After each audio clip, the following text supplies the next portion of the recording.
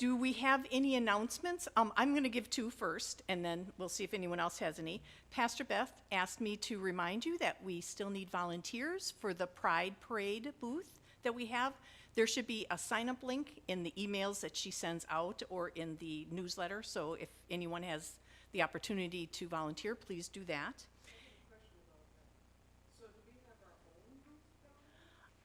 I'm not sure if it's ours or a UCC booth.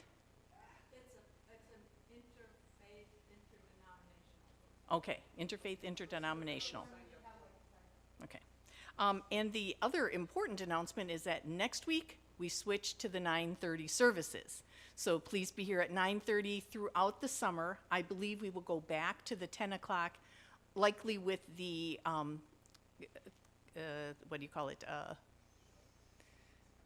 Covenant Renewal is something that started with the C. The Covenant Renewal Sunday, the second Sunday in September. So unless something changes before then, we'd let you know. But 9:30 for the summertime. Any other announcements this morning? Yeah, I've got one. We've started the planting on the Rochelle Memorial Butterfly Garden down there, and you can all take a look at it. It's coming along beautifully. I'm going to be gone most of the month of July, so if anyone would like to come and talk to me about volunteering to come check on it and water, weed, whatever, just come, because I just want to make sure that it gets started real good. It's a beautiful addition down there. Other than the deer tracks that have been in there and the turkey tracks, it's coming along really fun. Yeah, I'm sure Rochelle would like to feed the wildlife as well, but Right. it'd be nice if the flowers could bloom for her. Beth? Yes.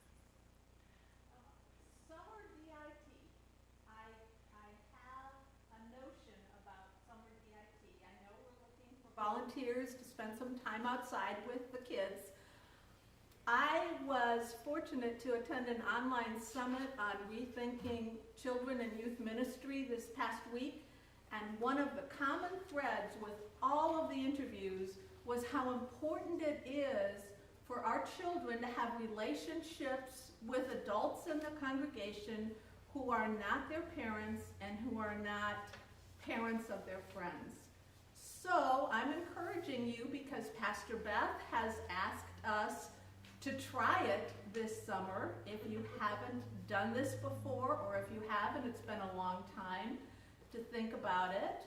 Also, today we're going to be singing Here I Am, Lord, and Is It I, Lord? So I would like everybody to think about whether the Holy Spirit is asking you to sign up for one or maybe more Sundays this summer to help with the DIT kids outside.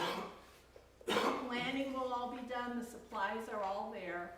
If the Spirit moves you today, just see me and I'll get your contact information and get it to Kelly Hansen, and she can get you on the schedule. Thank you. Thanks, Beth.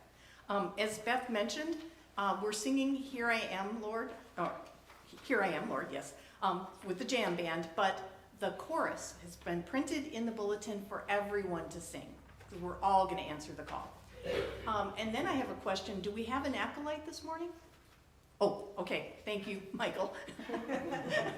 Because otherwise we'd like them before we start. Any other announcements? Okay, well then please take a moment to greet each other.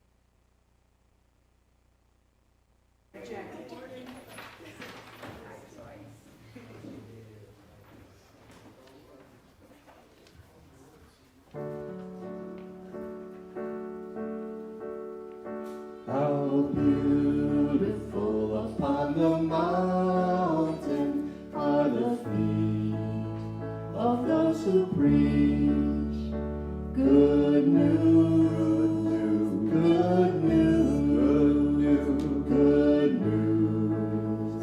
How beautiful.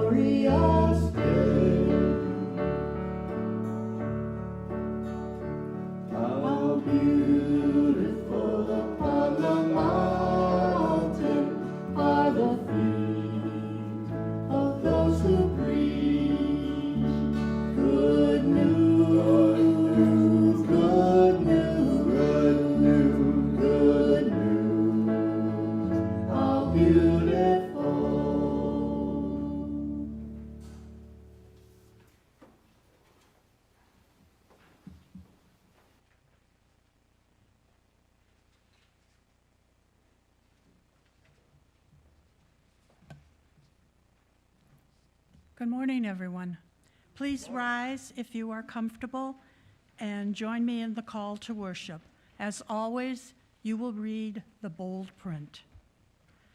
Let us worship the triune God, the one who spoke in the beginning and created something out of nothing.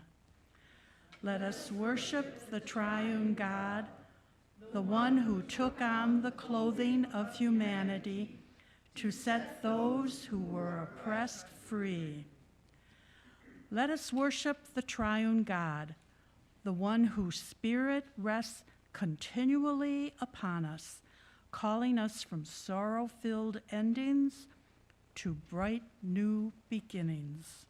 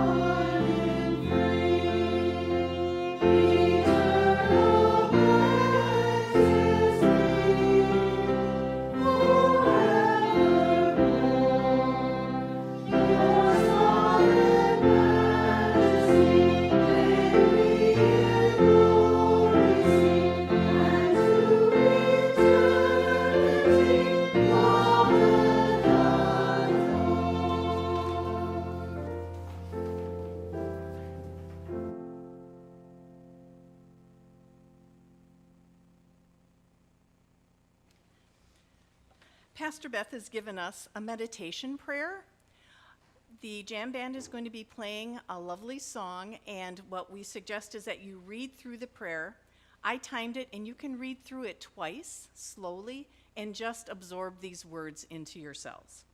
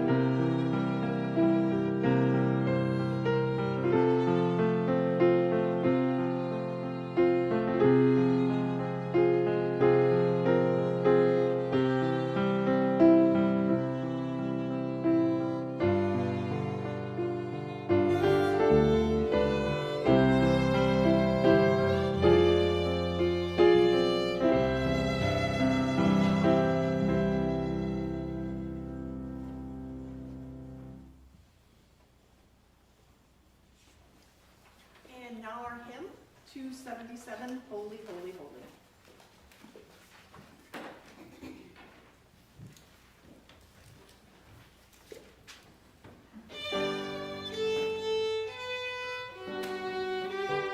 Wait a minute, whoops. Stop, sorry.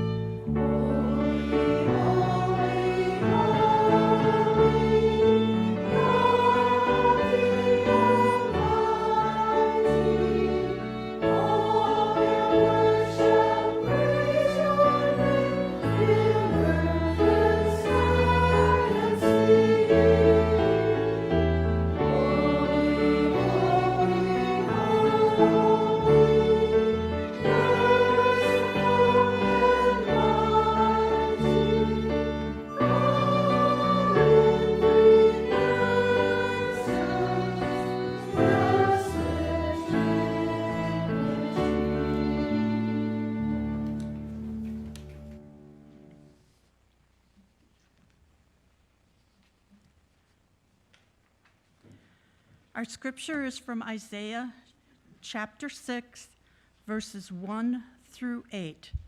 You will read the bold print, and we also will sing. In the year that King Uzziah died, I saw the Lord sitting on a throne, high and lofty, and the hem of his robe filled the temple. Seraphs were in attendance above him. Each had 6 wings. With 2, they covered their faces, and with 2, they covered their feet. And with 2, they flew. And one called to another and said, Holy, holy, holy is the Lord of hosts. The whole earth is full of God's glory. The pivots on the thresholds shook at the voices of those who called, and the house filled with smoke.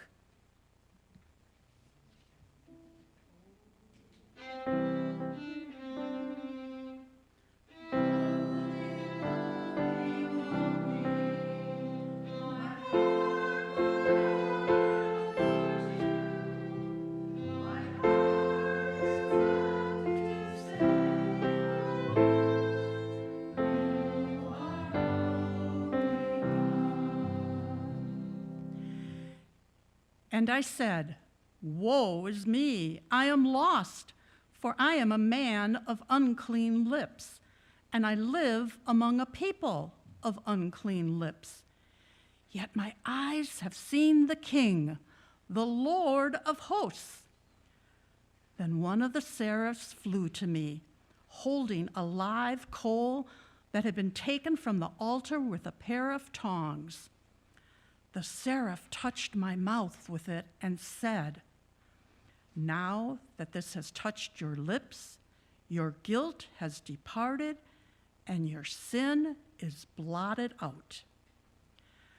Then I heard the voice of the Lord, Whom shall I send? And who will go for us? And I said, Here I am, send me. Thanks, Deb. Beth Meyer is going to come up and do a reading for us from the Reverend Dr. Martin Luther King regarding how he even struggled with the call and should that call be accepted or not.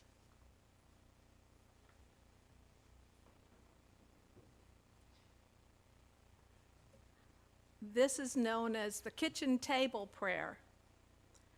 Shortly after King was nominated in 1955 to lead the Montgomery bus boycott, chaos and tension erupted within the Black community. Stress escalated when King was thrown in jail for a minor traffic violation. He received numerous death threats, about 30 to 40 each day.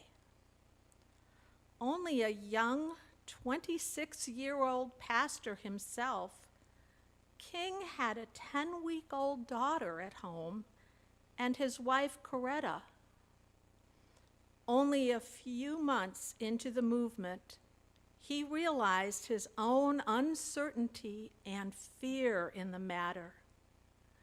King said, I almost broke down under the continual battering. His courage wavered. On January 27, 1956, just 8 weeks after the start of the boycott, King hit a saturation point when he received a particularly disturbing death threat. He couldn't sleep. He got up, made a pot of coffee, and began to think of ways he could get out of leading the movement without seeming like a coward. He said, I sat there and thought about a beautiful little daughter who had just been born. I'd come in night after night and see that little gentle smile. I started thinking about a dedicated and loyal wife who was over there asleep. And I got to the point where I couldn't take it anymore. I was weak. King turned to prayer. At midnight, he sat in front of an untouched cup of coffee and began to pray out loud. Lord, I'm down here trying to do what's right. Now I am afraid. And I can't let people see me like this, because if they see me weak and losing my courage, they will begin to get weak. I am at the end of my powers. I have nothing left. I've come to the point where I cannot face it alone. Shortly after, King said he experienced the divine like he had never experienced it before. He heard an inner voice assure him, King, stand up for justice. He knew God was with him and would be with him until the end. Coretta later wrote, when Martin stood up from the table, he was imbued with a new sense of confidence and was ready to face anything. 3 days later, his house was bombed. No one was physically harmed. King shared his revelatory kitchen table experience for years to come through his sermons. It seemed to be a meaningful turning point in his leadership and in the movement towards civil rights.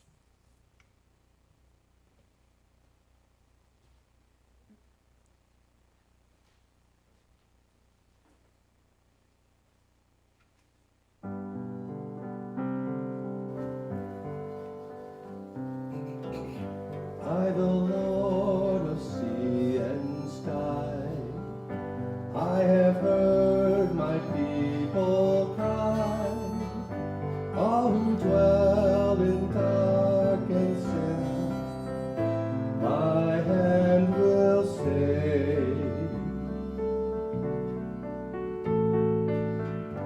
I who made the stars at night, I will make their darkness bright. Who will bear my light to them? Whom shall I send? Here I am, Lord. Is it I, Lord? I have heard you calling in the night. I will go, Lord, if you lead me. I will hold your people in my heart. I, the Lord of snow and rain, I have borne my people's pain. I have wept for love of them, they turn away.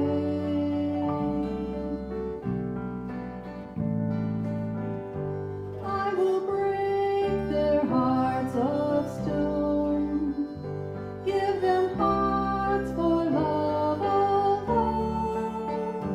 I will speak my word to them. Whom shall I send?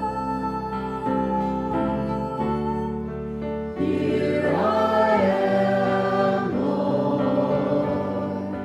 Is it I, Lord? I have heard you calling in the night. I will go, Lord, if you lead me. I will hold your people in my heart.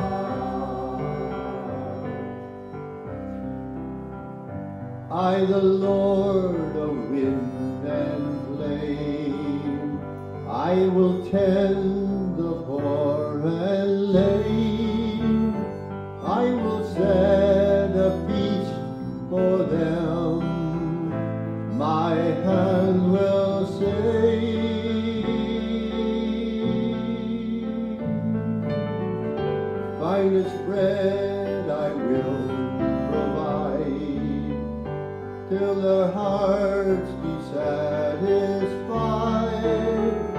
I will give my life to them. Whom shall I send? Here I am, Lord. Is it I, Lord? I have heard you calling in the night.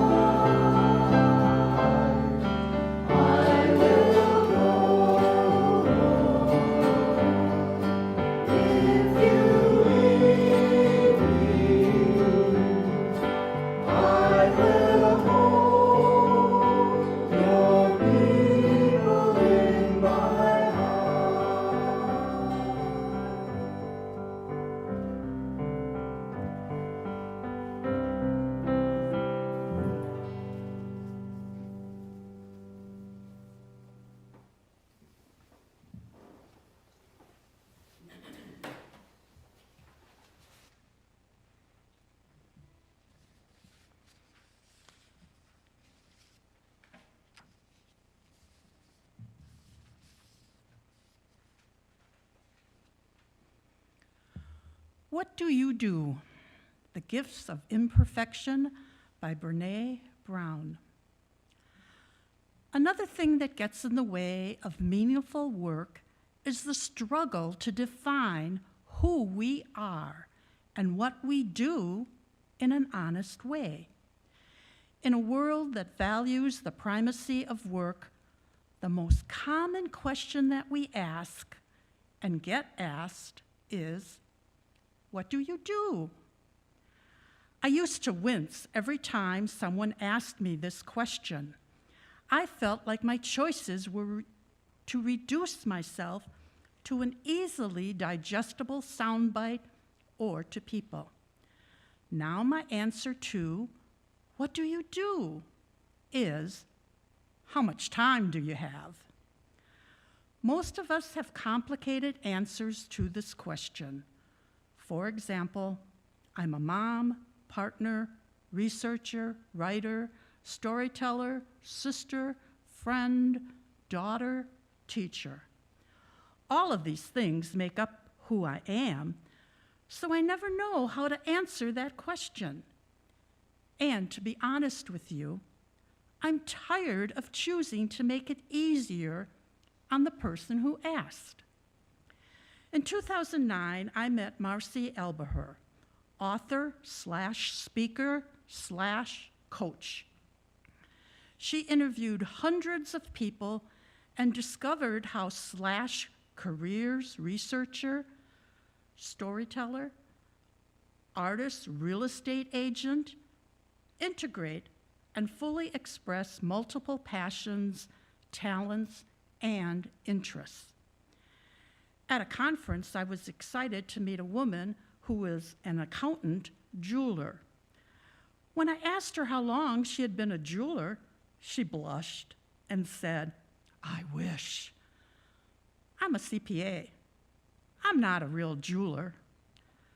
I thought to myself, I'm wearing your earrings right now, not your abacus.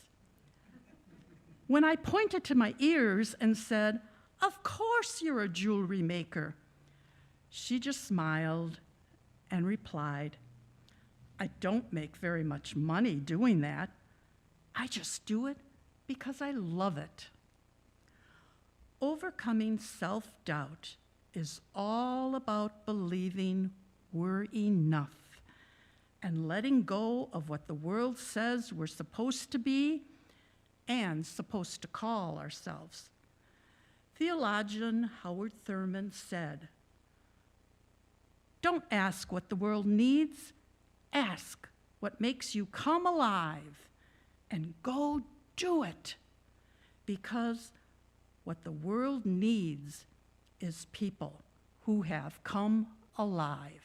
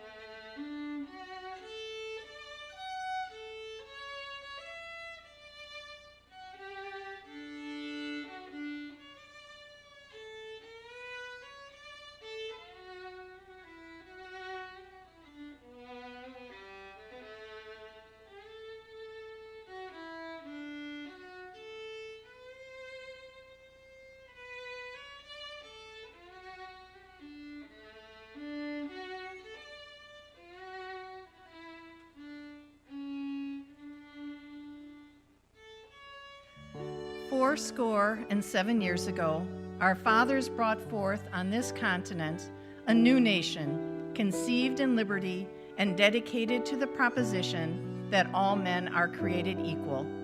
Now we are engaged in a great civil war, testing whether that nation, or any nation so conceived and so dedicated, can long endure. We are met on a great battlefield of that war. We have come to dedicate a portion of that field as a final resting place for those who here gave their lives that that nation might live. It is altogether fitting and proper that we should do this.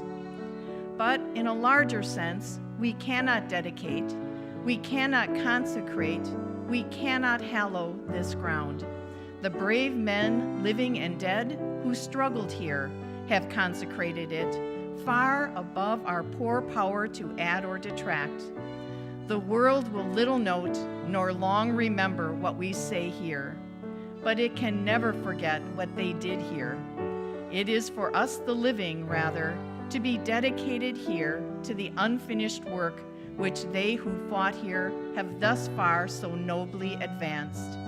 It is rather for us to be here dedicated to the great task remaining before us, that from these honored dead we take increased devotion to that cause for which they gave the last full measure of devotion, that we here highly resolve that these dead shall not have died in vain, that this nation, under God, shall have a new birth of freedom, and that government of the people, by the people, for the people, shall not perish from the earth.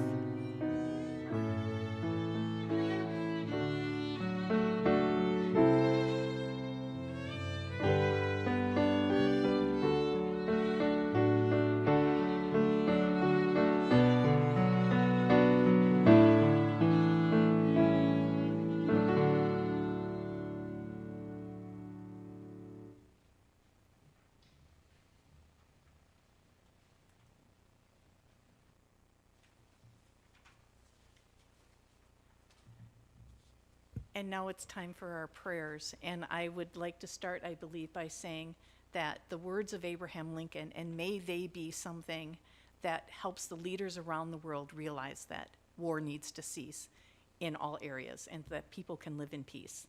So to give thanks to all of the men and women who have given their lives in the quest for freedom for our country. So we want to honor them today.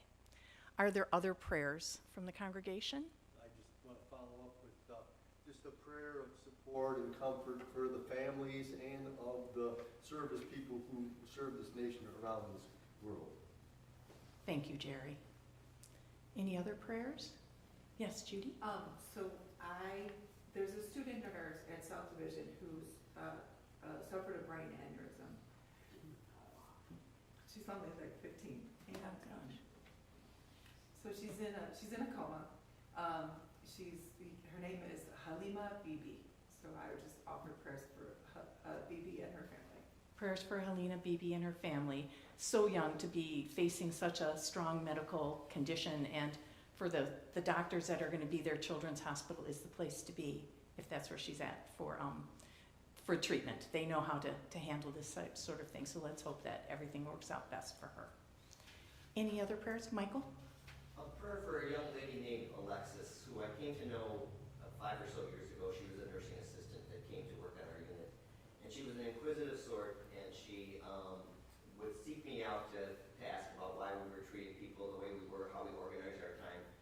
And then I kind of lost track of her a little bit, and fast forward about 3 months ago, she called me to say that and I knew that she had gone on to nursing school, but she called me about 3 months ago and said it would be an honor if I would be able to attend her pinning ceremony and place the pin on her stool. And so last Saturday, I did that, and Alexa will be starting her nursing career at St. Luke's Medical Center. How wonderful. Congratulations to Alexa on getting her nursing pin. Any other prayers? Beth? Just traveling mercies for everybody who's on the road or in the air or on the rails this weekend. Anywhere and everywhere people are traveling mercies for them. Yes, thank you. Jackie? Gotta pray for Mel and Jackie in Kay's absence. Thank you. Thank you for remembering Mel and Jackie. Any other prayers? Well, again, we want to honor all of those on this Memorial Day weekend that have given their lives for our country. Let's take a few moments and then we will join together in the Lord's Prayer.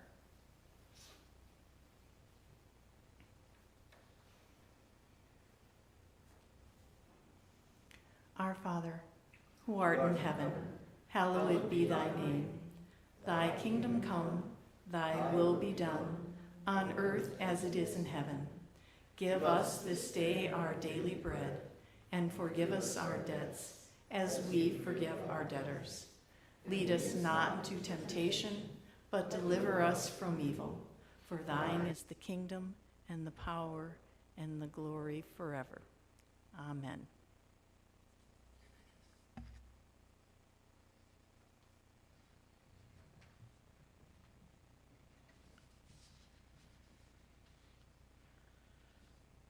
We received a thank you letter from Sojourner, and it reads, Dear friends, on behalf of our clients, staff, and board, thank you for your kind and generous donation.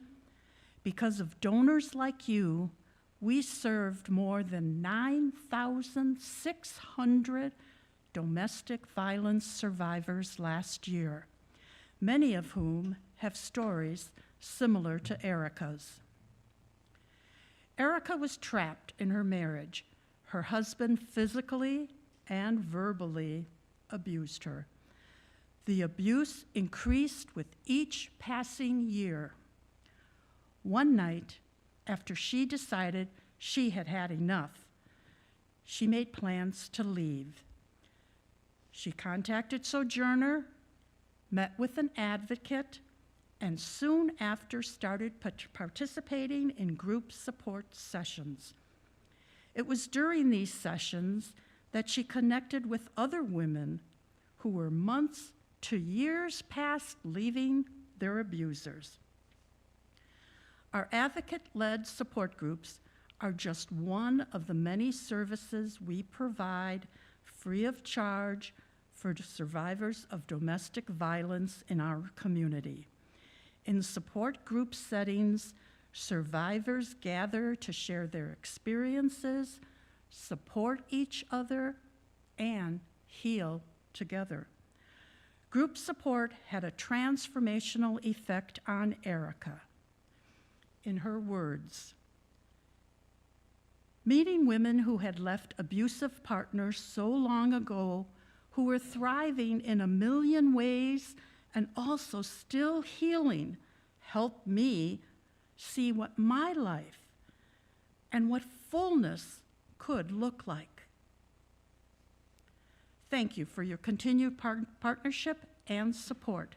Sincerely, Carmen M. Petre, President and CEO.